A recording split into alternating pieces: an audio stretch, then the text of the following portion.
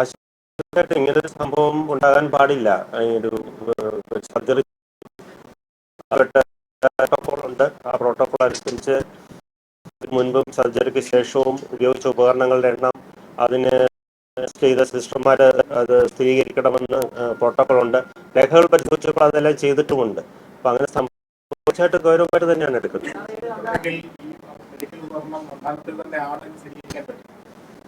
Medical അതിന് പുറത്തെടുത്ത് നടത്തിയ പരിശോധനയിൽ മാത്രമേ അറിയാൻ പറ്റുള്ളൂ.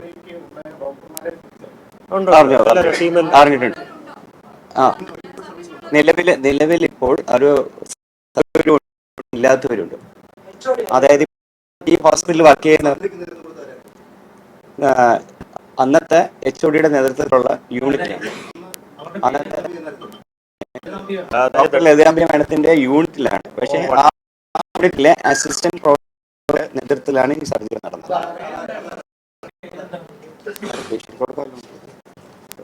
അതിനകത്ത് നമ്മുടെ ഡോക്ടർ ഷാഹിദ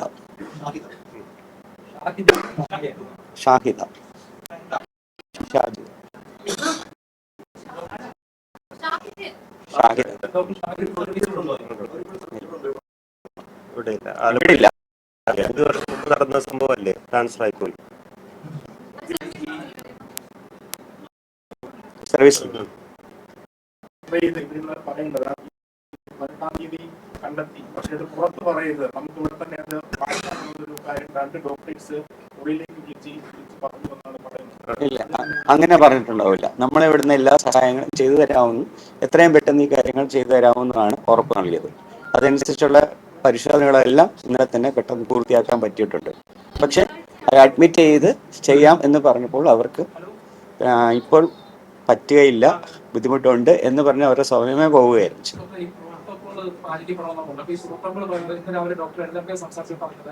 അതായത് നമ്മുടെ സ്ക്രബ് നേഴ്സും അതുപോലെ തന്നെ ഫ്ലോർ നേഴ്സും സംവിധാനമില്ല. 38 വർഷമായിട്ട് ഇവിടെ ഈ ഫ്ലോർ നേഴ്സ് സംവിധാനം ഇല്ലാതെയാണ് ഓപ്പറേഷൻ നടത്തുന്നതെന്നാണ്. സാധാരണ എങ്ങനെയാണ് ചെയ്യേണ്ടത്. പക്ഷെ നമ്മുടെ ഈ ഗവൺമെന്റ് സാഹചര്യത്തിൽ സ്റ്റാഫുകളുടെ അഭാവം കൊണ്ട് നമുക്ക് ഈ ഫ്ലോർ നേഴ്സും സ്ക്രബ് നേഴ്സും എന്നുള്ള രീതിയിൽ നമുക്ക് മുന്നോട്ട് പോകാൻ പറ്റാത്തൊരു സാഹചര്യമാണ്. അപ്പോൾ incharge sister, setting sister, scrub nurse ഇങ്ങനെയുള്ള രീതിയിലാണ് നമ്മൾ പോയിരിക്കുന്നത്. എല്ലാവരും ഒരുമിച്ച് എല്ലാ ജോലിയും ഒരുപോലെ തന്നെ എല്ലാവരും അഡ്ജസ്റ്റ് ചെയ്ത് പോകുന്നു. കാരണം അത്ര ഷോർട്ടേജ് നിൽക്കുന്നൊരു സ്ഥലമാണ്. മാൻ പവറിൻ്റെ ഷോർട്ടേജ് ഉള്ളതുകൊണ്ട് ഈ പറയുന്ന സ്പെസിഫിക് ഏരിയയിലേക്ക് ഓരോ ഫ്ലോർ നേഴ്സ്, സ്ക്രബ് നേഴ്സ് നമുക്ക് കൊടുക്കാൻ പറ്റാത്തൊരു സാഹചര്യങ്ങൾ ഉണ്ടായിട്ടുണ്ട്. ഉണ്ട്.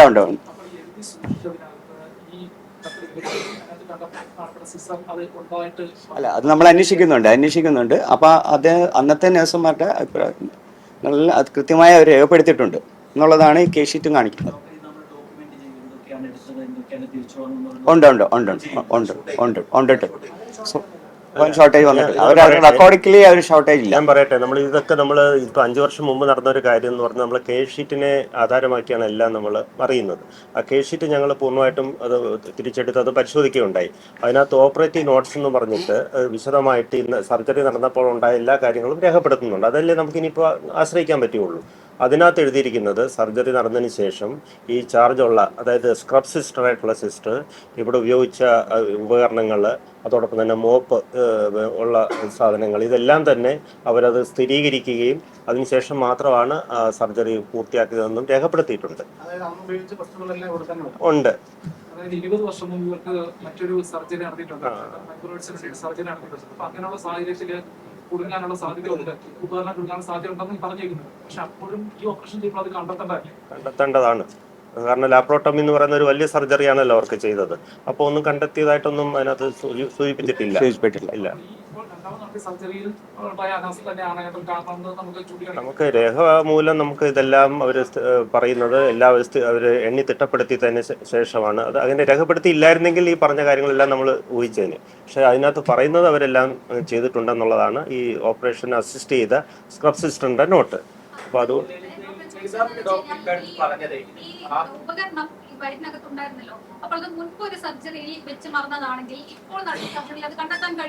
അല്ല, ഇതൊരു വലിയൊരു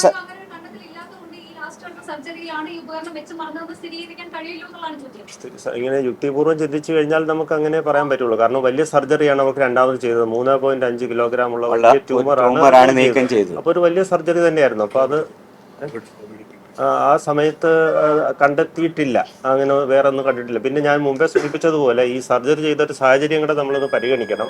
2021 കോവിഡിൻ്റെ രണ്ടാം തരംഗമുള്ള സമയത്ത് സാധാരണ ഇവർ ചെയ്യുന്ന ഒരു അന്തരീക്ഷത്തിലല്ല ഈ ഡോക്ടർമാരും സിസ്റ്റർമാരും എല്ലാം ഈ സർജറി ചെയ്തത്. അതുകൊണ്ട് നമ്മളൊന്ന് മനസ്സിലാക്കണമെന്നേ ഉള്ളൂ. ഞാനതിൽ ലഘൂകരിക്കുകയല്ല, എങ്കിൽ പോലും PPE കിറ്റിട്ടും ഗോഗിൾസ് ധരിച്ചും ഒക്കെ വളരെ പരിമിതമായിട്ടുള്ള ചില സാഹചര്യങ്ങളിലാണ് അവർ സർജറി ചെയ്തത്.